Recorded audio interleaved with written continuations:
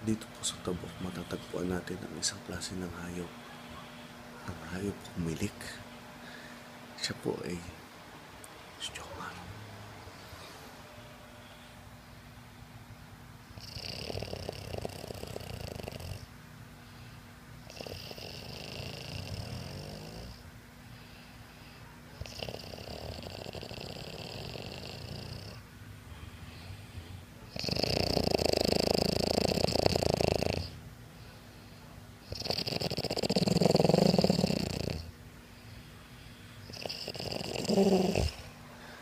Ayan po ang isang klase ng hayop dito sa Tabok.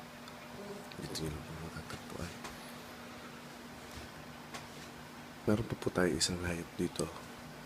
Ang tawagin natin ay talagang master of pain. Ang tindi kung makahilig.